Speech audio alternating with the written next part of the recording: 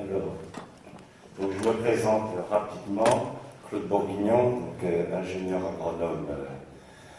J'ai une double formation, à la fois une formation universitaire en biochimie, physiologie et régulation, puis j'ai fait l'agro de Paris. J'ai travaillé pendant 10 ans à l'INRA en microbiologie des sols, je suis microbiologiste du sol. C'est une profession qui n'existe plus, puisque la chaire de microbiologie des sols a été supprimée à l'agro en 86, nous ne formons plus un seul microbiologiste des sols depuis maintenant 20 ans, bientôt une génération. Donc je suis un peu un fossile vivant, les connaissances de la vie du sol qui sont absolument plus enseignées. J'ai travaillé d'abord sur les bactéries du cycle de l'azote pour essayer à l'époque de trouver des solutions au soja américain. En fait, on tombait sur des problèmes politiques, donc les solutions n'ont pas été utilisées. Et dans les années 80, j'ai mis au point une méthode de mesure de l'activité biologique des sols, et en allant sur le terrain, je me suis rendu compte que les sols étaient en train de mourir. Pour vous donner une idée, en Europe, nous avons détruit 90% de l'activité biologique de nos sols. Donc, j'ai présenté mon travail de recherche à l'INRA qui m'a tout de suite demandé de ne pas publier. Il ne faut pas paniquer la population, il faut être gentil avec. Donc, j'ai décidé de quitter l'INRA avec mon épouse aussi qui était à l'INRA. Et nous avons donc fondé un laboratoire privé qui est le laboratoire d'analyse microbiologique des sols, où nous faisons du conseil pour les agriculteurs, comment essayer de faire une agriculture durable, justement. On en parle beaucoup, mais c'est pas si facile que ça. Alors, l'agriculture va être obligée de toute façon de changer pour... l'agriculture européenne est obligée de changer pour plusieurs raisons. D'abord, une raison économique. Elle n'est pas compétitive, elle ne fonctionne que parce qu'elle est subventionnée. Or, vous avez déjà des agricultures non subventionnées qui marchent, qui fonctionnent en partie en Amérique du Sud, dans ce qu'on appelle les pays de Cairns, qui ont développé des modèles agricoles qui n'ont pas besoin de subventions. Le système est tellement peu compétitif que nous avons détruit en 50 ans 92% de nos agriculteurs. Tellement c'est peu compétitif, le modèle que nous avons développé. La France perd entre 30 000 et 50 000 agriculteurs par an. L'Europe perd 200 000 agriculteurs chaque année. C'est vraiment une agriculture qui n'est plus capable de créer de l'emploi et de créer de l'activité économique. Et en plus, nous fabriquons la mauvaise qualité, puisque 40% des blés produits en Europe ne sont pas capables de faire du pain avec. On ne peut pas faire de pain, ils ne sont pas panifiables. Ils sont donc donnés aux cochons. C'est quand même aberrant de polluer son environnement pour créer un produit qui n'est pas consommable par être humain. Et il se trouve que parallèlement à cette mauvaise qualité de nos produits agricoles, le consommateur est en train d'évoluer et il demande de la qualité. Pour vous donner une idée, vous prenez la tomate et la fraise, 99% des tomates et des fraises en Europe sont produits hors sol, c'est-à-dire n'ont jamais vu le sol et n'ont aucun goût, et consomment 36 calories pour produire une seule calorie agricole, donc un gaspillage énergétique assez énorme. Donc il y a une espèce de décalage entre le désir des consommateurs d'avoir une meilleure qualité et un système agricole qui pour le moment ne le fait pas. Et puis pendant ce temps-là, les pays de Cairns, qui privés eux de subventions, ont développé des modèles très compétitifs. Donc il va falloir qu'on relève ce défi parce que d'après les annonces des économistes européens, les subventions devraient être supprimées pour la prochaine PAC 2012. Donc il va falloir mettre en route des systèmes qui peuvent fonctionner sans subvention, comme a su faire l'industrie à la sortie de la guerre. Au début, on l'a subventionné, puis elle a pris à vivre sans. Deuxième raison qui fait que cette agriculture va changer, c'est que cette agriculture est destructrice de l'environnement. Nous avons détruit en 6 millions d'agricultures 2 milliards d'hectares de terre, et actuellement nous détruisons, le dernier siècle qui vient de s'écouler, le 20e, a détruit 1 milliard de terres à lui tout seul, 1 milliard d'hectares. Nous détruisons la terre à la vitesse, nous désertifions 10 millions d'hectares chaque année. Le désert augmente à la vitesse de 10 millions d'hectares chaque année. Quand nous avons démarré l'agriculture, les déserts ne représentaient que 11% de la surface du globe, ils représentent 33% de la surface du globe. Pour compenser cette perte de 10 millions d'hectares, nous détruisons 15 millions, bon à l'heure actuelle on est même un peu plus haut, on a 17 millions d'hectares de forêt tropicale équatoriale que nous brûlons chaque année pour faire de l'agriculture. Donc comme nous en ruinons 10 millions et que nous en gagnons 17, on a une balance d'à peu près 5 à 7 millions d'hectares de nouvelles terres cultivées. Le problème c'est que la population elle doit augmenter de 80 millions d'habitants. Donc si vous divisez 80 millions d'habitants, si vous divisez 5 millions d'hectares par 80 millions d'habitants, ça fait que 700 mètres carrés chacun. Or, c'est la définition de la FAO, de la famine. Quand il ne reste dans un pays plus que 700 mètres carrés de terre cultivée par habitant, les gens sont en état de malnutrition. Alors nous, donc la situation actuelle est la suivante. Nous cultivons 1,8 milliard d'hectares pour 6,5 milliards d'habitants. Nous sommes à peu près 2700 mètres carrés de terre cultivée par habitant. Or, nous, en France, on mange sur 6000 mètres carrés. Les États-Unis mangent sur 8000 mètres carrés. Donc, s'il n'y a que 2800 mètres carrés par personne et qu'il y en a qui consomment 6 000 m², 8 000 m², il y a des gens qui ne doivent pas manger. Effectivement, il y a 1 milliard d'êtres humains qui sont en état de malnutrition, c'est-à-dire autant qu'il y avait d'habitants en 1800. Jamais, dans l'histoire de l'humanité, il y a eu autant d'hommes qui ont crevé de faim. Et ça, ce scandale, il ne va pas durer éternellement. C'est qu'il va bien falloir à un moment que nous décidions d'arrêter de détruire cette planète et de permettre à tout le monde d'avoir droit à manger. Or, la situation actuelle, avec cette destruction de sol, elle n'est pas très très encourageante, puisque la production de céréales n'a pas augmenté depuis 1984. Depuis 1984, nous faisons entre 1,8 milliard de tonnes de céréales et 1,9 milliard de tonnes de céréales par an, alors que la population elle continue à monter. Et ça se bloque. Pourquoi? Parce que les sols sont en train de lâcher. Moi, je connais, quand je commençais à travailler avec les agriculteurs dans les années 80, je me souviens de gens qui faisaient partie des clubs des 100 quintaux en région parisienne, et on nous annonçait, je me souviens quand je suis rentré à l'INRA, on a sorti un livre blanc, c'était M. Poli à l'époque, qui annonçait qu'en l'an 2000, l'agriculture française produirait 150 quintaux de blé à l'hectare, panifiable. Nous sommes en 2007, les gens qui faisaient partie du club des 100 quintaux dans les années 80, ils sont plutôt à 85-90 quintaux. Ils ne font pas du tout. Vous avez à l'heure actuelle, sur le marché semé par les agriculteurs, des blés qui ont un potentiel à 150 quintaux. Je ne connais pas un seul agriculteur céréalier français qui fait 150 quintaux. C'est-à-dire qu'à l'heure actuelle, les agriculteurs européens ont des Ferrari et roulent sur des chemins de terre. C'est-à-dire qu'ils ont des blés qui génétiquement peuvent faire 150 quintaux, mais les sols sont en tellement mauvais état qu'ils font plutôt 80-85 quintaux. Donc c'est un recul des rendements et non pas du tout des lendemains qui chantent comme on nous annonçait dans les années 70.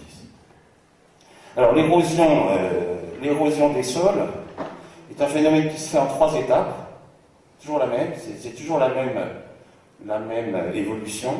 Premièrement, mort biologique du sol. Vous mettez des excès de pesticides, excès d'engrais, vous n'apportez plus de matière organique au sol, lentement la faune et la microflore va disparaître.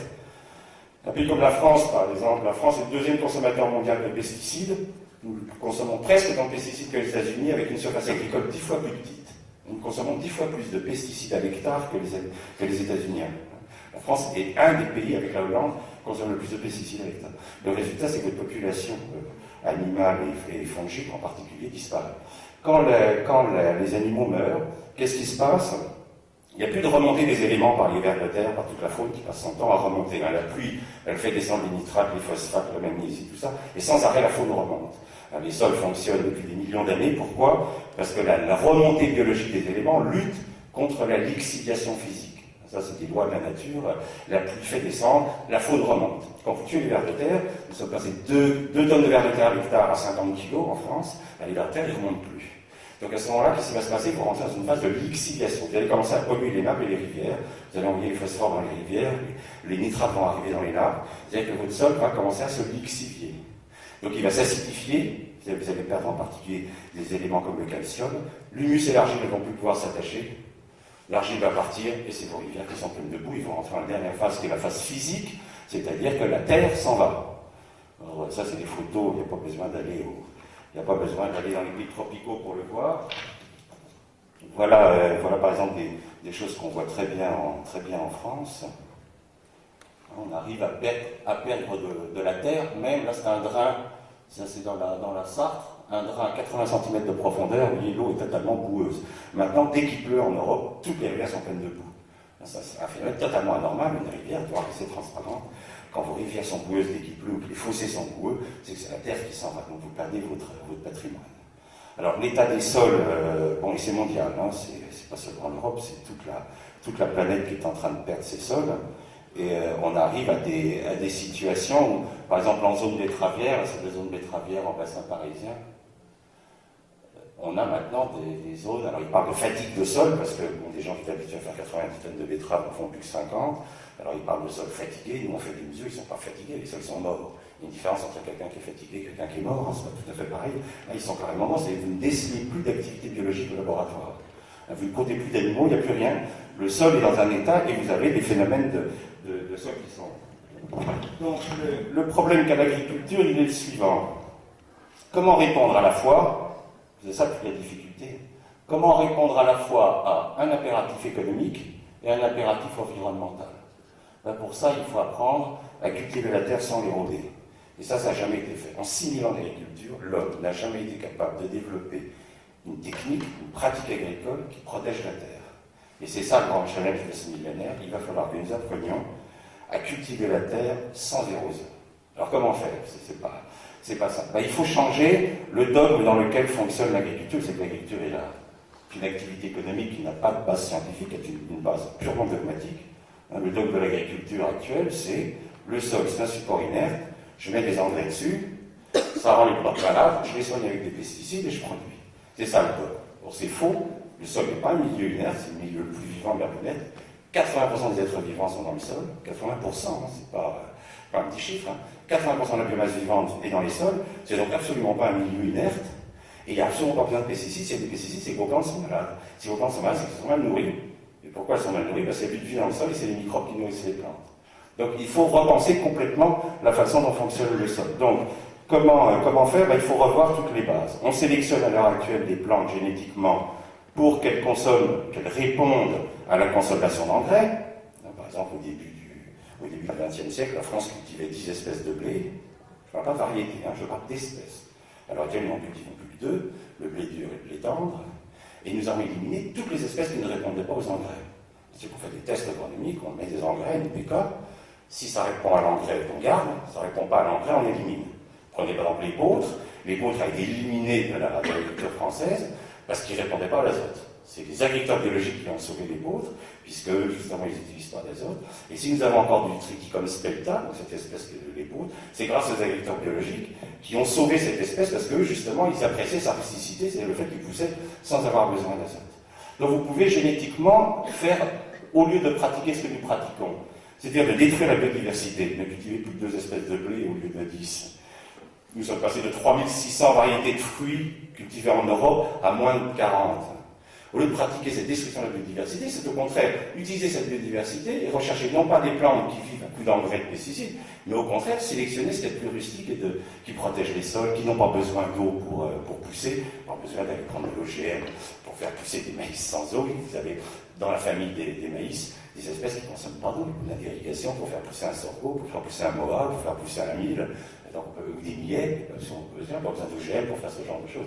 Vous avez sur Terre des plantes qui vivent même dans les déserts totaux sans eau. C'est pas la peine d'aller injecter des choses dont on ne connaît pas en plus les résultats sur l'environnement, alors que nous avons 350 000 espèces de plantes à notre disposition que nous pouvons peut-être sélectionner de façon différente. Donc c'est avoir une génétique non pas appauvrissante, mais au contraire, des plantes qui poussent sans eau, des plantes qui mettent en valeur des sols pauvres, etc. Donc c'est une autre approche de la génétique. C'est aussi au niveau des pesticides, apprendre à diminuer les doses et arrêter de mettre les doses excessives que nous mettons en France et apprendre à gérer les pesticides de façon beaucoup plus utile. Troisième domaine, le travail du sol. Alors dans le travail du sol, l'homme n'a pas travaillé le sol au début. L'homme a inventé la première agriculture, a été inventée avec le feu. Tant que ça a été inventé il y a 500 000 ans, le feu, c'est la première grande invention qui permet à l'homme de changer son milieu écologique. Donc comment il pratique? Il pratique ce qu'on appelle l'agriculture sous brûlis, qui consiste à mettre le feu à la végétation locale, et dans les cendres, vous prenez un bâton à fouillir, vous faites un trou dans le sol, vous mettez une graine de légumineuse, une graine de céréales, vous bouchez avec l'orteil, et vous laissez pousser. Et puis au bout d'un moment, avec ces techniques-là, la nature qui a horreur du vide va commencer à faire pousser des mauvaises herbes. Quand il y a trop de mauvaises herbes, qu'est-ce que fait le cultivateur sur brûlis? Il s'en va.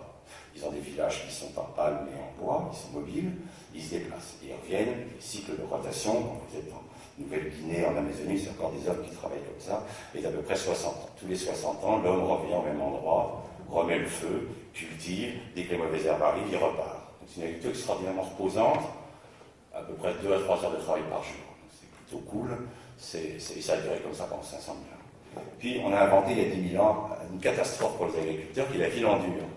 Et on a commencé à inventer les pyramides, les grandes villes de Babylone, tout ça. Plus moyen pour l'agriculteur de partir.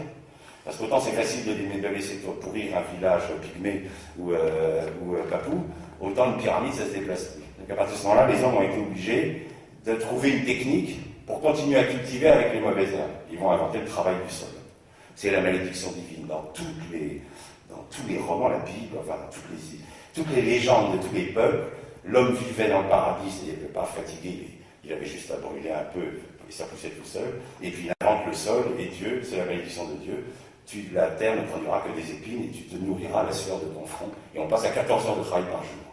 Hein, le désherbage, à la main, je parle d'agriculture manuelle, en Afrique, le désherbage manuel, c'est 140 heures de travail à l'hectare. Et depuis 6000 ans, l'homme travaille la terre fait pousser des mauvaises herbes, l'homme redétruit les mauvaises herbes. Ça fait 6000 ans que la terre explique à l'homme que le sol ne doit jamais être nu, le sol doit toujours être couvert.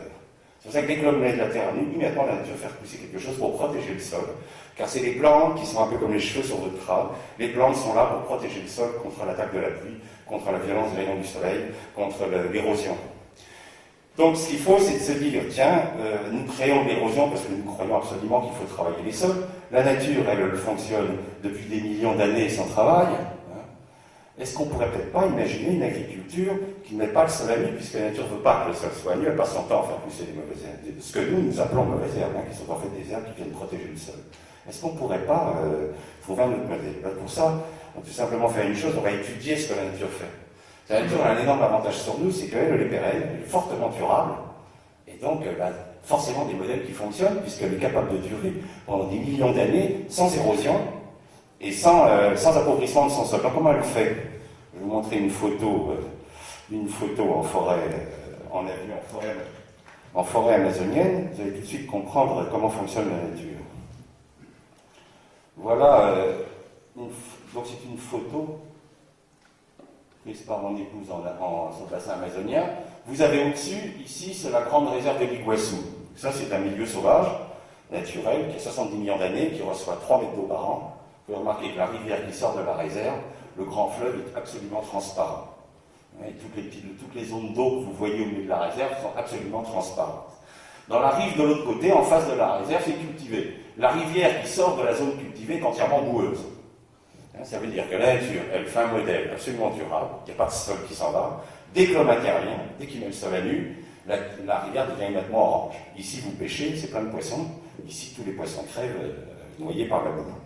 Donc, l'idée est la suivante. Puisque ce modèle-là fonctionne, avant de le détruire, il faut que le feu puisse s'engager, je vais l'étudier.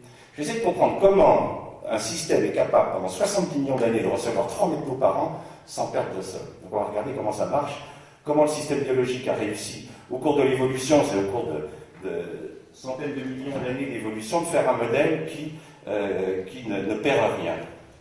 Alors, le modèle est suivant. Je vais prendre le modèle qu'il y avait en France avant que nous arrivions, c'est-à-dire la forêt. Et on va faire comme ça. Voilà. Donc, avant l'arrivée de l'homme, un pays comme la France est découvert 98% de forêts de feuillus. Il y avait du résineux que dans les montagnes. La France était un pays de forêts de feuillus. La forêt qui culmine, la forêt tempérée. On en a des traces dans nos cathédrales, dans les toitures de nos cathédrales. On a encore quelques lambeaux de forêt tempérée vierge au sud-Chili. C'est une forêt qui culmine à 40-45 mètres de haut. Ça n'a rien à voir avec ce que vous appelez forêt. Ce que vous appelez forêt, c'est du taillis. Il n'y a plus de forêt au sens des grands chênes qui sont capables de faire des poutres de 15 mètres de long, 60 sur 60, c'est fini. Il n'y a plus ça en Europe. Toute la forêt européenne est découpée. Alors comment elle fait cette forêt pour fonctionner pendant aussi longtemps Elle fonctionne de la façon suivante. Tous les ans, la forêt fait tomber, je prends la forêt tempérée, donc la forêt de nos régions, tous les ans, elle fait tomber ce qu'on appelle la litière, les rameaux, toutes les branches mortes des arbres et les feuilles. Selon les systèmes climatiques, en Europe, ça fait tomber entre 3 et 8 tonnes, tous les ans, il y a 3 à 8 tonnes de rameaux et de feuilles qui tombent sur le sol. Ces rameaux et ces litières vont être attaqués par deux groupes d'organismes. Le premier organisme s'appelle les broyeurs primaires, c'est-à-dire les animaux, qui vont attaquer ces bouts de bois, qui vont faire des crottes. Puis deuxième organisme qui va arriver, les champignons. Les champignons sont les seuls organismes au monde capables d'attaquer la lignine. Les bois et la forêt formée essentiellement de lignine, qui est la matière la plus abondante produite sur Terre par la vie. Et ces champignons vont transformer cette lignine en humus, qui est la molécule la plus complexe que nous connaissons de point de vue biologique. C'est-à-dire qu'on se rend compte que qu'est-ce qu'elle fait, la nature? Elle prend une substance, des rameaux, des feuilles, donc de la lignine, une substance qui est déjà complexe, et elle la rend encore plus complexe. Ce qu'on appelle en biologie le phénomène d'aggradation. C'est-à-dire que pour lutter contre l'érosion, contre les lois physiques qui sont des lois très dures, que fait la nature? Elle aggrave, elle complexifie. Elle répond à la destruction du milieu physique par une complexification. C'est l'inverse de ce que fait toute notre agriculture. Notre agriculture minéralise, dégrade, passe son temps à dégrader les sols, détruire la matière organique, la minéraliser, la transformer en nitrate, donc la détruire. La vie, c'est tout ça qu'elle fait. Première étape, elle aggrave. Elle crée de la complexité. Alors, ce schéma d'humus, cet humus, il va se former à la surface avec donc des animaux. Alors, vous avez des animaux qui vont attaquer les parties tendres des feuilles. Vous avez tous vu dans les bois les feuilles qui sont transformées en dentelle. Ces animaux, c'est ce qu'on appelle les collemboles, des organismes assez particuliers, très variés au uniforme. Nous connaissons à peu près 10% de ces espèces. C'est un monde totalement inconnu, très peu étudié. Population de ces animaux en forêt, 3 à 4 milliards à l'hectare. Leur travail, c'est attaquer les parties tendres.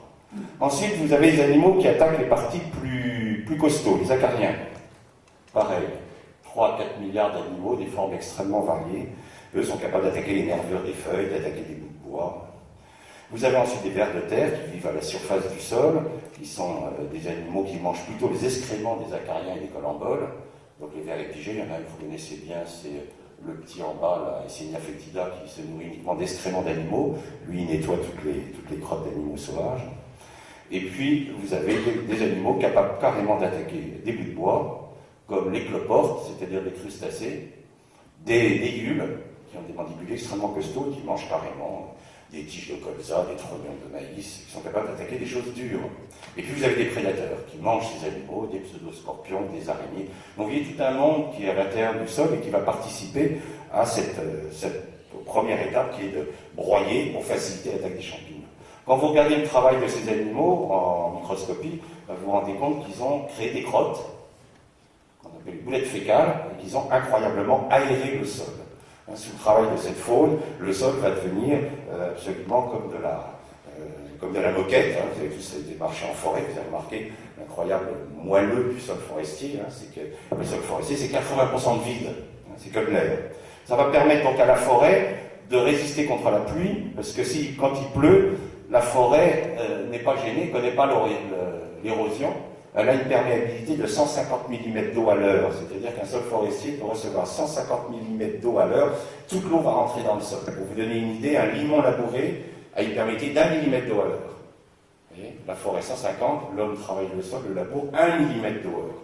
Vous avez maintenant des limons dans la région de la Somme qui sont tombés à 1 mm en 24 heures. Ils ne boivent qu'un millimètre d'eau en 24 heures. L'eau stagne pendant plusieurs jours sur le sol après une pluie. En forêt, les forêts équatoriales boivent 300 mm d'eau à l'heure. Vous voyez, donc l'érosion n'existe pas, toute l'eau va être freinée, passer à travers ces boulettes fécales.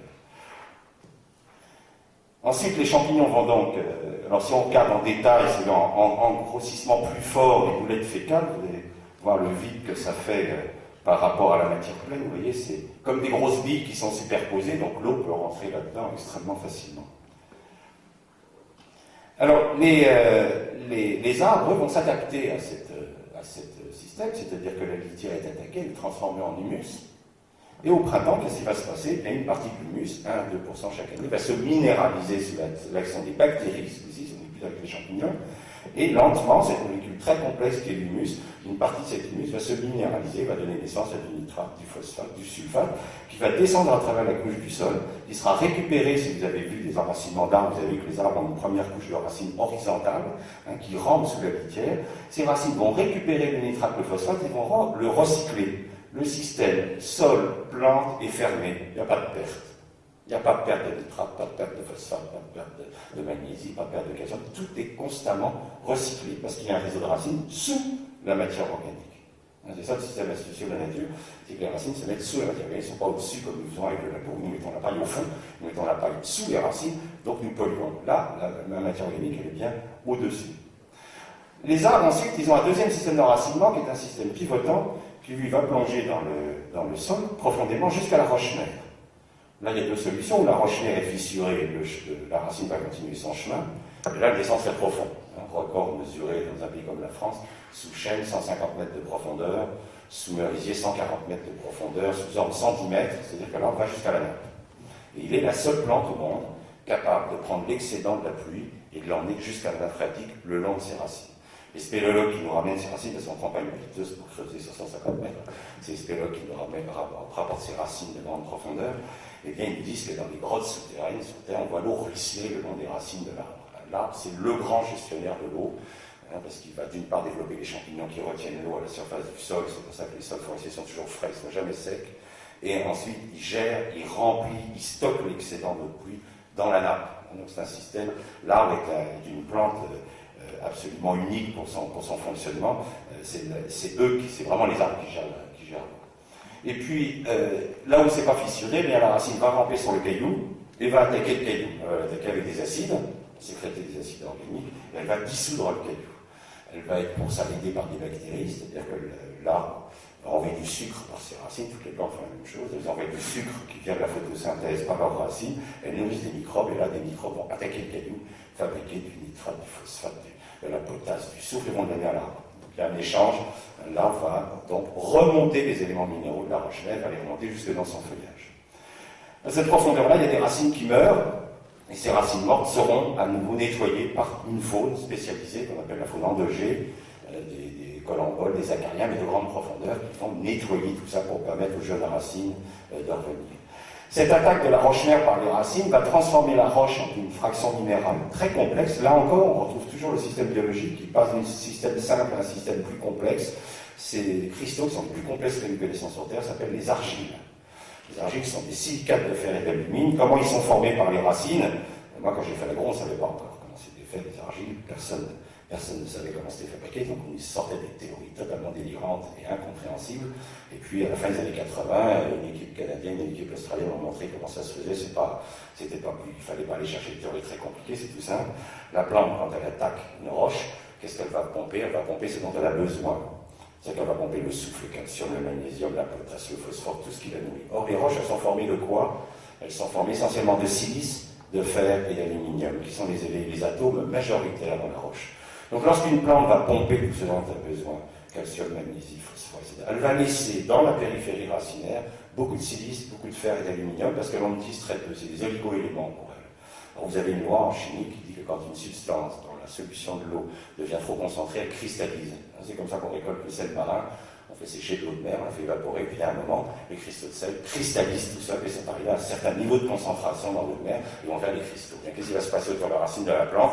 Tous ces éléments de silice et de fer et d'aluminium qui se concentrent de plus en plus, à un moment vont cristalliser en silicates de fer et d'alumine, qui sont des cristaux extrêmement grands, des grands feuillets, et ces grands feuillets ont une capacité d'échange en cations, c'est-à-dire que ces minéraux ont la propriété remarquable de retenir la potasse, la magnésie, le calcium. C'est-à-dire que la vie fabrique un système qui va nous permettre de se nourrir. C'est quand même assez extraordinaire de dire que l'évolution a abouti à attaquer un matériel minéral, la roche, pour la transformer dans les cristaux les plus complexes que nous connaissons sur Terre, l'argile. Elle attaque des rameaux et des feuilles pour en faire la molécule biologique la plus complexe du monde, l'humus. Et il se trouve que dans le sol, humus et argile, c'est une troisième faune, alors que vous connaissez tous, qui s'appelle les vers de terre. Ceux-là, vous les connaissez bien, c'est les grands vers de terre que vous voyez quand ils sortent la nuit, en période de reproduction au printemps, on appelle donc la faune anécique. Ces grands vers qui circulent verticalement dans les galeries et qui, eux, vont donc remonter constamment, toutes les nuits.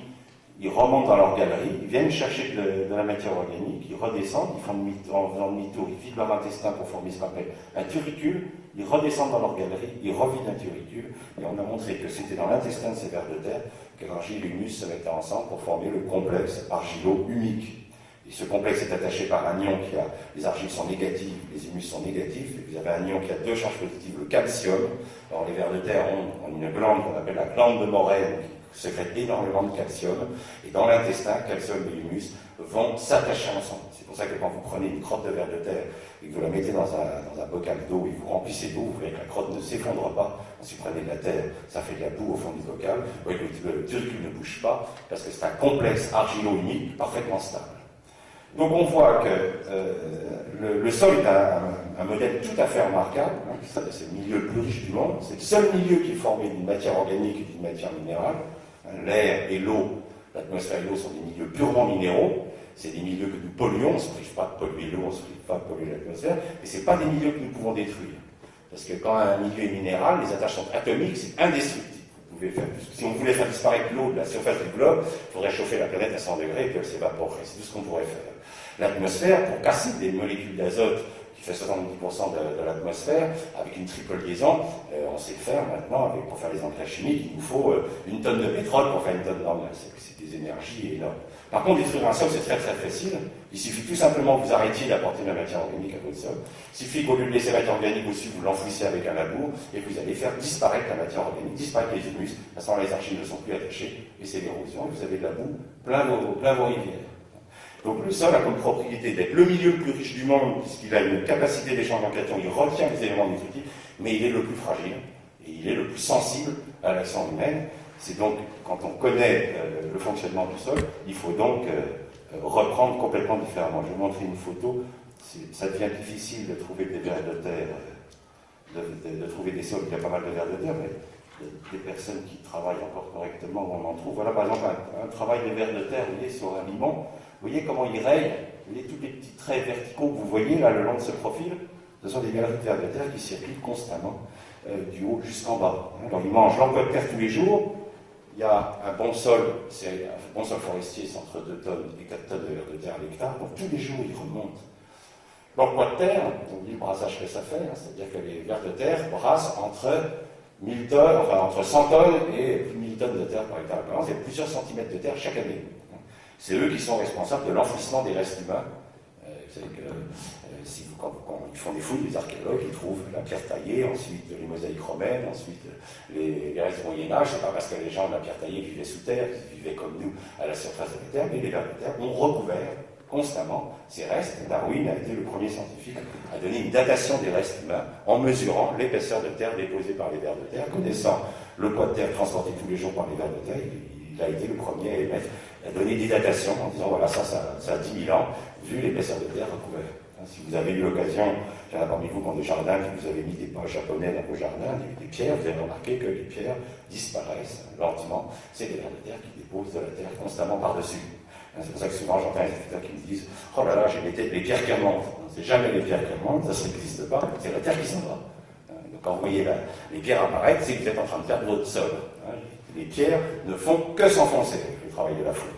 Si vous allez dans les forêts, toutes les forêts françaises étaient autrefois cultivées, faites un trou dans la forêt, vous retrouverez l'ancien horizon cultivé par un petit lit de pierre caractéristique qui était l'ancienne surface agricole, et les vers de terre ont remis de la terre par-dessus, et ils ont fait doucement disparaître ces couches de terre. Et on les étudie, c'est comme ça qu'on sait par exemple que les Gaulois labouraient dans les deux sens, une fois dans un sens et une fois dans l'autre, parce qu'on travaille sur ces petites couches qu'il y a sous la forêt, qui sont intactes depuis longtemps, et on se rend compte, par les orientations des feuillets d'argile, qu'elles sont orientées perpendiculairement, parce qu'on travaille une fois dans un sens et une fois dans l'autre. Donc le sol, vous voyez, c'est pas du tout un milieu inerte, mort, c'est un milieu extraordinairement vivant, très complexe. Il faut, si on veut faire une agriculture durable, il faut cesser de violer les lois du sol, c'est-à-dire cesser de raconter que c'est un milieu mort, inerte et qui n'a pas besoin qui a juste besoin d'engrais chimiques, mais il faut essayer de le comprendre et donc d'étudier son système biologique.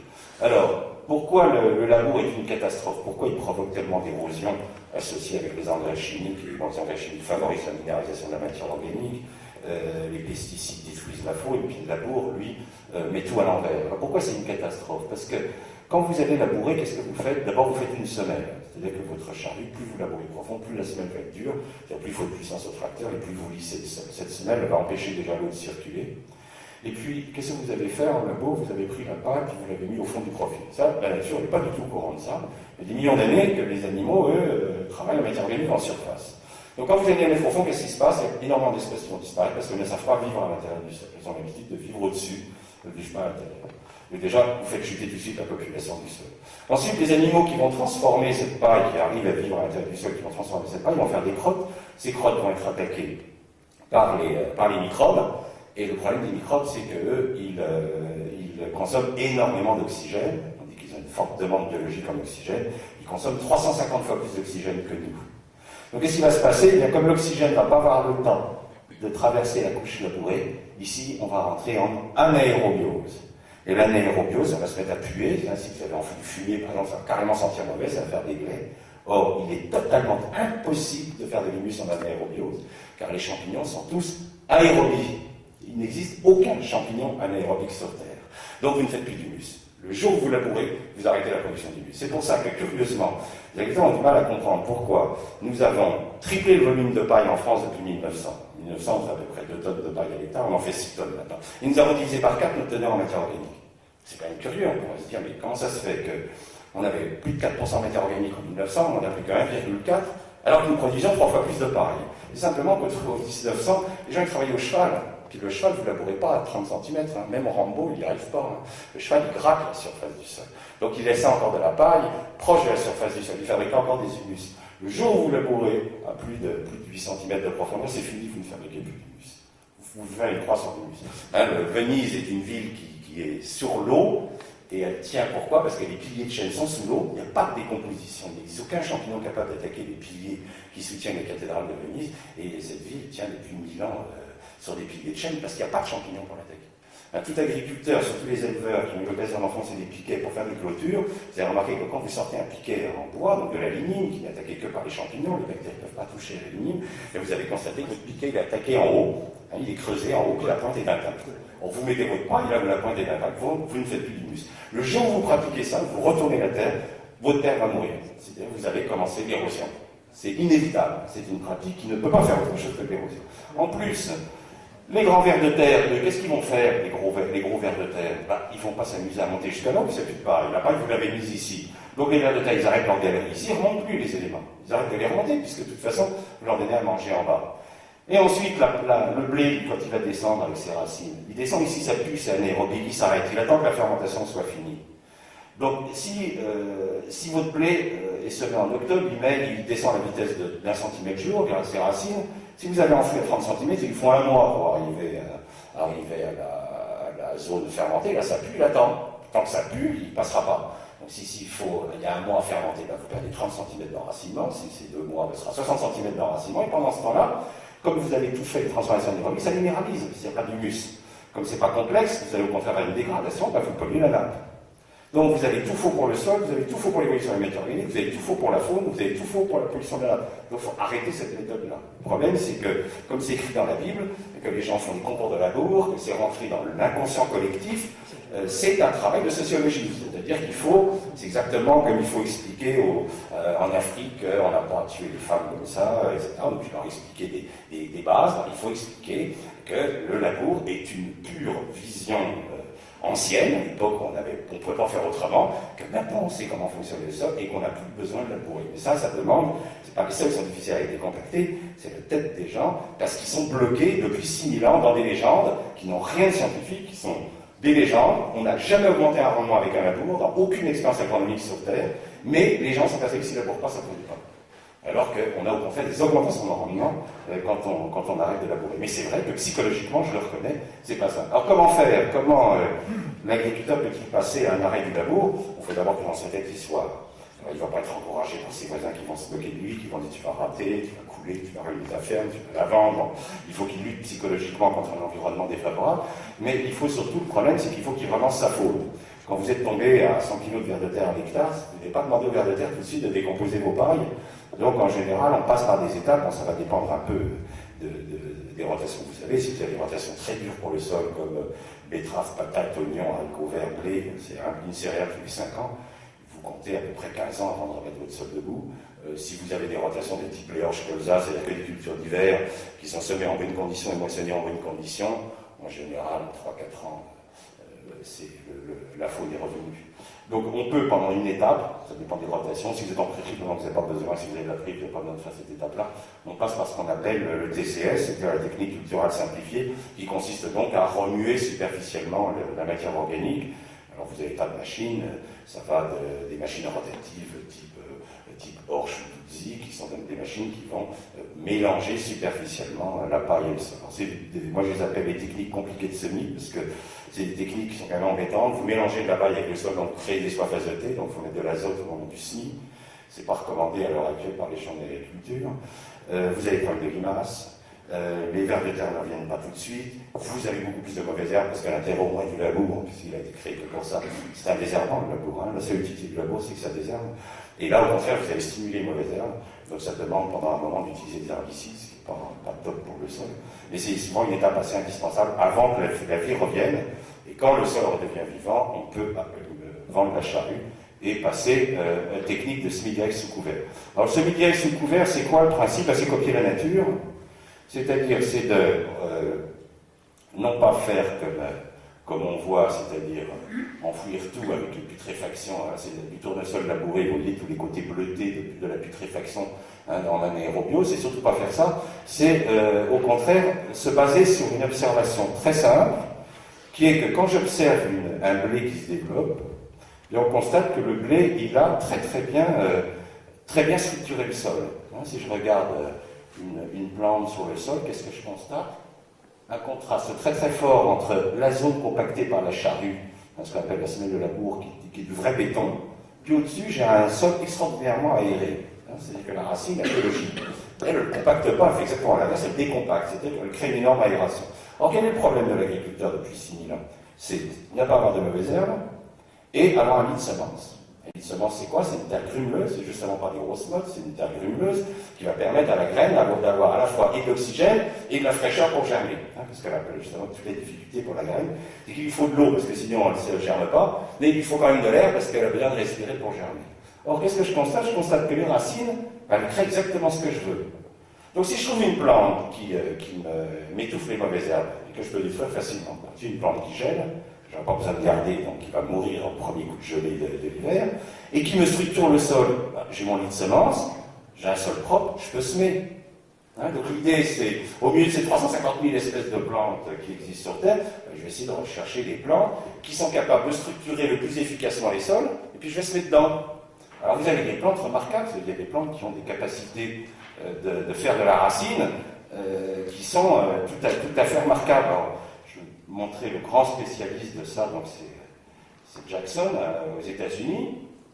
C'est un monsieur qui travaille depuis très longtemps sur des plantes justement intercalaires pour préparer les sols et les décompacter. Donc il sélectionne, il y a des graminées, bon c'est les graminées qui sont les plus performantes, il sélectionne des plantes qui font énormément de racines, c'est-à-dire qu'en très peu de temps, sont capables de faire des volumes racinaires tels que vous avez un sol qui n'est plus qu'un lit de semences. Cette plante, si vous la choisissez parce qu'elle gèle, vous allez tout simplement avancer avec votre tracteur dedans, vous semez directement dans la végétation et vous allez profiter du travail fabuleux qu'ont fait ces racines. Alors on travaille à l'heure actuelle avec des plantes qui font 12 milliards de kilomètres de racines à l'hectare. Je ne sais pas ce que ça fait. 12 milliards de kilomètres de racines à l'hectare. C'est qu'elles transforment des terres, on les utilise en milieu amazonien, dans des milieux extrêmement durs, on a 95% d'argile avec des pluviométries de 3 mètres d'eau par an, donc des sols que les agronomes jusqu'alors disaient incultivables, parce que quand vous descendez une charrue dans un sol avec 95% d'argile et qui peut 3 mètres d'eau par an, je peux vous dire que vous faites une bouillie. C'est ça que l'agriculture classique ruine en 5 ans. En 5 ans, il n'y a plus rien qui pousse.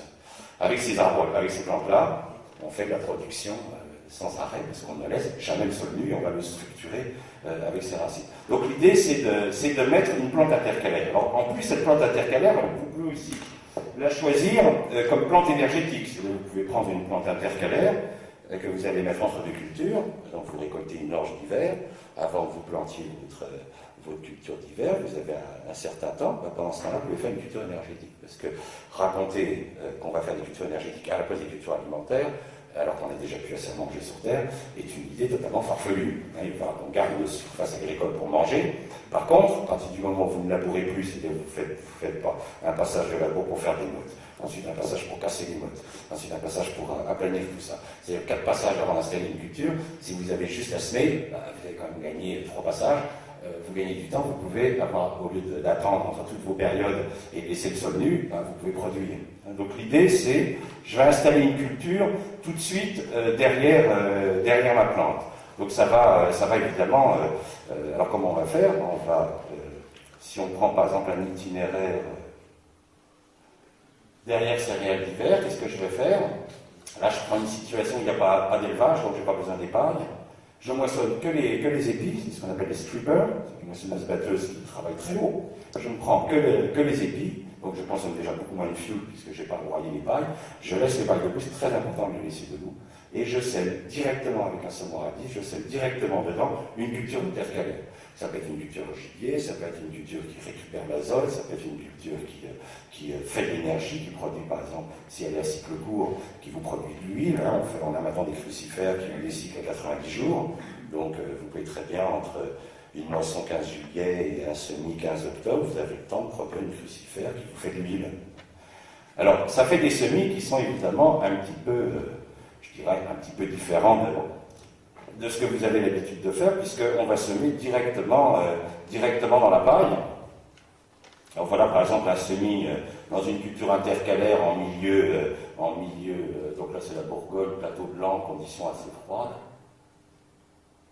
Donc là c'était un sarrasin qui est un excellent précédent blé, donc là on est en train de semer dans le sarrasin.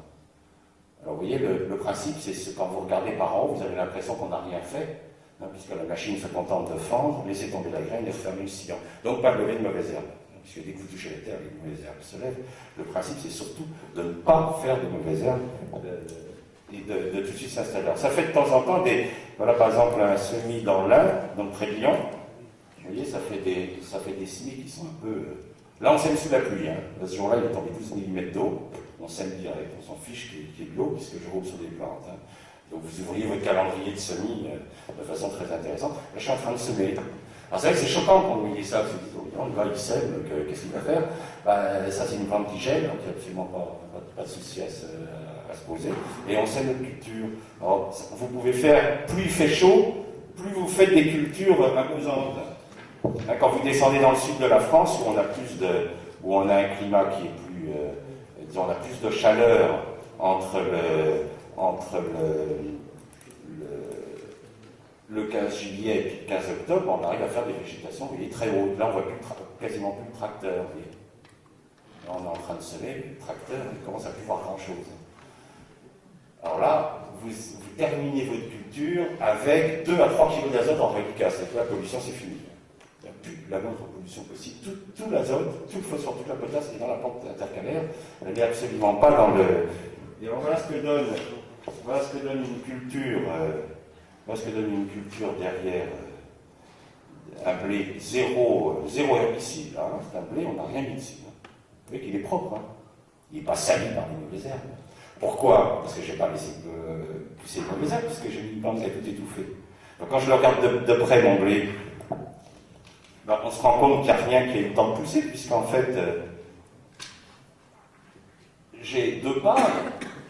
J'ai eu la paille, là c'était un blé sur blé, donc j'ai eu la paille du blé précédent, la paille là c'était un sorgho en l'occurrence, que j'ai couché sur le sol. Alors vous voyez, les petites dicotes qui commencent à apparaître, au stade où est le blé, elles ne le rattraperont plus, hein, c'est fini.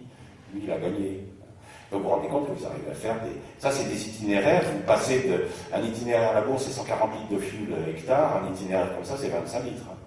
Donc au niveau économie, c'est pas inintéressant parce que vous n'avez plus besoin de gros tracteurs de 200 chevaux pour faire du boulot. Alors voilà ce que ça donne sur le sol.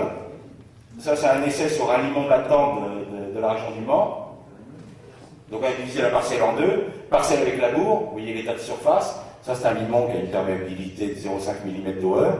1 an de culture sans labour, regardez déjà toutes les crottes de vers de terre qui apparaissent, tous les trous. Ça y est, maintenant, l'eau ne reste plus sur le champ. Ça s'est fait en 1 an seulement. Simplement, de ne pas avoir tout de suite des chaumes, tout enfoui, ou brûlé même des pailles, tout laisser sur le sol. On a semé, voilà déjà l'état du sol. Donc vous voyez, les sols répondent vite quand vous arrêtez de tout enfouir. Alors si vous avez un maïs à faire derrière un blé, c'est si vous faites une culture de printemps derrière une culture d'hiver, on fera 2 cultures intercalaires. On récolte le blé.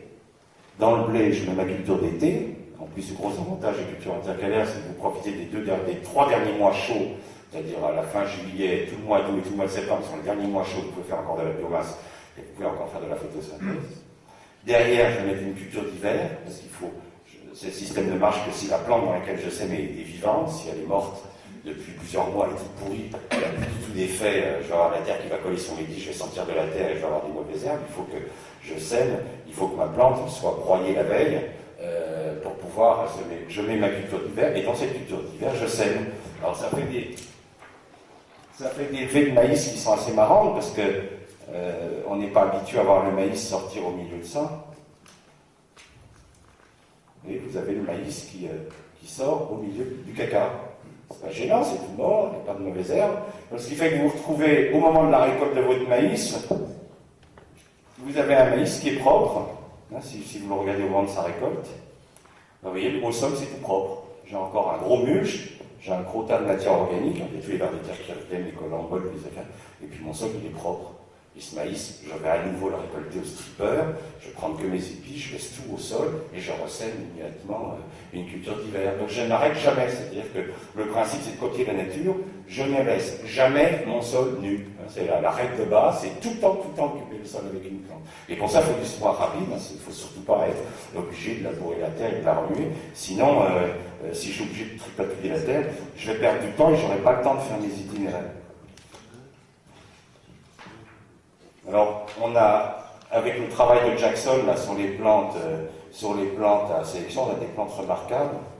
Voilà, par exemple, à l'heure actuelle, la championne qu'on a dans le monde, qu'on utilise, on n'utilise pas ici, hein, c'est une plante tropicale qu'on utilise à l'heure actuelle pour mettre en valeur, pour arrêter le dégât dans les sols équatoriaux amazoniens. Vous êtes ici sur un lateau-sol dans la région de Lucas des Verdets avec 95% d'argile. Cette plante, elle a 60 jours. En 60 jours, elle a transformé un sol argileux en un couscous. Et là, on sème directement dans. Enfin, on ne fait pas ça le bétail d'abord, parce que c'est une très bonne, elle est très sucrée, le bétail adore. On le fait brouter par le bétail, et ensuite on sème directement les sojas ou les riz dedans. Donc on a des systèmes qui. Alors, si vous voulez, par exemple, voilà, si on prend une plante comme le colza, on n'a pas le temps de faire une intercalaire entre une orge et un colza. Donc on va semer directement le colza dans les pailles de l'orge. Voilà ce que ça donne. Voilà, ça c'est un semis qui réussit. Hein, l'agriculteur a travaillé à la bonne vitesse. Il faut travailler à 8-9 km/h. Il ne faut pas travailler trop vite, sinon vous projetez de la terre, vous aurez des mauvaises herbes. Voilà un semis bien réussi, c'est-à-dire qu'on a l'impression que rien n'est passé, il y a juste les graines qui sortent au milieu de la paille. Comme je n'ai pas touché à la terre, pas de mauvaises herbes. C'est le principe de base, si vous ne touchez pas la terre, vous n'aurez pas de mauvaises herbes. Dès que vous touchez la terre, ça se lève. Mais ça demande du doigté. Attention, la technique que je vous décris, elle est beaucoup plus compliquée que le labour. N'importe qui peut faire du labour. Ça, attention, c'est très technique. La paille est broyée là ou... Non, surtout pas broyée. Vous la laissez comme ça. Tout à l'heure, là, pour en revenir, le seigle ou le blé, j'aime pas trop le maïs. Parce qu'au moment du semis du maïs, la plante est quand même à très forte hauteur. Ouais. Le truc de quelle manière? On utilise ce qu'on appelle le rouleau faca, c'est-à-dire qu'à l'avant du tracteur, on a un rouleau qui a des barres. Non, si vous voulez qu'il le casse en tous les 10 cm. La paille est barrée, et comme vous le faites au moment, quand vous venez pour semer votre maïs, vous êtes déjà en épiaisant sur le seigle et il crève. Mais il faut absolument que vous ayez les bonnes distances sur votre rouleau faca. Donc ça vous étale, si vous voulez, votre seigle sur le sol. Le meilleur précédent pour le maïs, c'est l'avoine. Hein. L'avoine d'hiver, c'est ce qu'il y a de mieux. Et vous l'écrasez sur le sol, donc le sol est complètement couvert de la paille de blé, déjà qui était au sol quand vous avez semé l'avoine d'hiver. Et vous allez écraser votre avoine avec le rouleau faca devant vous, et derrière vous semez. Le stade végétatif de la Complètement, elle crève. Et ça vous fait une espèce de matelas. Alors c'est vrai qu'il y a des éleveurs qui, eux, préfèrent la faucher la donner aux bêtes. Bon, mais là, c'est toujours un peu dangereux, c'est le printemps, faire attention aux conditions minimes. Mais c'est vrai que si les conditions le permettent, que le sol est porteur, ça vaut le coup de le faucher et de le donner aux animaux.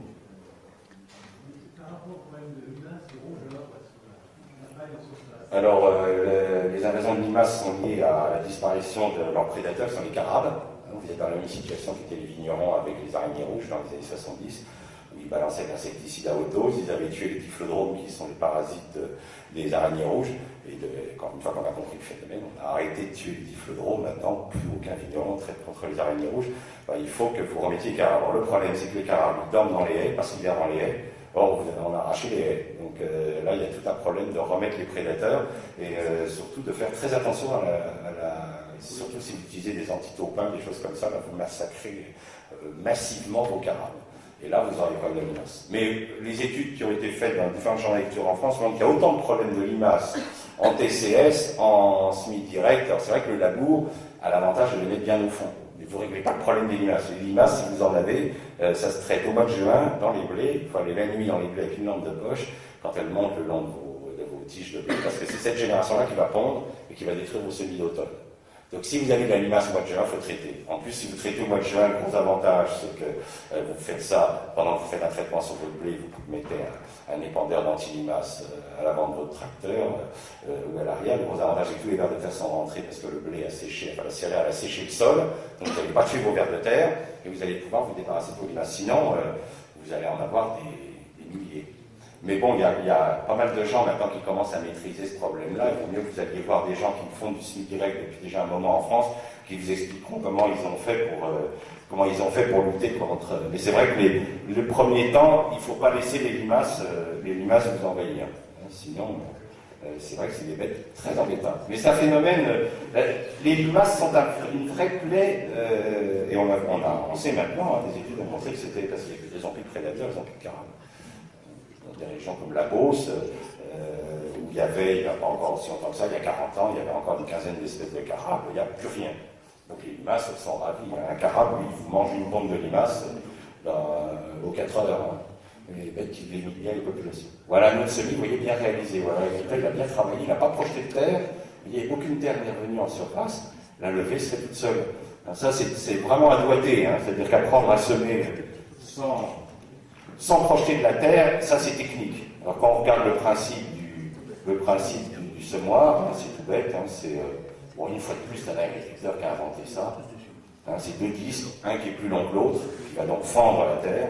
L'autre sert d'espace pour faire tomber la graine, et vous avez une roue latérale qui va refermer le sillon. Ainsi tout ça, ça vous permet. Au Brésil, on sème dans 4 mètres de végétation, pour vous donner une idée de ce qu'on est capable de faire avec les tropico. Là, le climat est beaucoup plus puissant que chez nous. En 60 jours, on fait 4 mètres de végétation. On sème dans 95 tonnes de matière organique à l'hectare. Il n'y a pas une mauvaise herbe au sol. Alors que moi, j'ai vu des gars labourer au Brésil, j'ai dit pleurer, quoi. C'est le type, il sème son soja, et puis vous revenez 15 jours après, vous cherchez vainement le soja. Vous avez de la mauvaise herbe qui est déjà haute comme ça, tout est étouffé, quoi. Les types chialent pour leur culture, quoi. Parce que c'est des pays où la violence du climat est telle que les mauvaises herbes prennent le pas sur vos cultures. Là, le principe est tout bête. La nature veut faire pousser des plantes, et bien on va lui en mettre. Mais je vais mettre des plantes que moi je contrôle.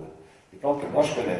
J'ai par exemple un excès d'azote, je vais prendre en intercalaire, je vais prendre une crucifère qui pousse très vite, qui consomme beaucoup, par exemple un radis chinois, qui consomme énormément d'azote, et je vais arrêter de polluer. Si par exemple je suis en Bretagne avec un excès de lisier, j'ai beaucoup trop d'azote dans ma rotation, parce que j'ai pas assez d'espace, j'ai trop de cochons par rapport à mes hectares, et bien je vais utiliser une crucifère qui va pomper cet azote. Si je suis pas dans un cas d'excès d'azote, que mon problème c'est plutôt qu'au mois de juillet j'ai pas beaucoup d'eau, mon climat est plutôt séchant, ben je vais mettre une graminée qui pousse sans eau, qui n'a pas besoin d'eau pour pousser, et je vais surtout pas détruire ma paille et puis remuer la terre parce que je déchaisse mon terrain, puis là c'est fini, il n'y a plus rien qui poussera avant les pluies de septembre. Je vais surtout garder la fraîcheur que j'ai dans ma paille qui est encore debout. C'est quand vous couchez une paille debout, vous allez maintenir ce qu'on appelle l'arrêt du film capillaire dans un sol, vous allez garder de la fraîcheur, juste ce qu'il faut pour faire démarrer ces plantes qui ensuite vont pousser. Là, c'est des plantes qui descendent à la vitesse de 5 cm jour dans le sol, donc elles sont vite dans la fraîcheur. Et elles vont remplacer, elles vont nettoyer. Mais c'est vrai que tout ça, ça demande une adaptation à chaque région. C'est une agriculture, si vous voulez, beaucoup plus scientifique et beaucoup plus technique que de simplement labourer. Alors, on a cette technique va très bien même pour la toute petite agriculture.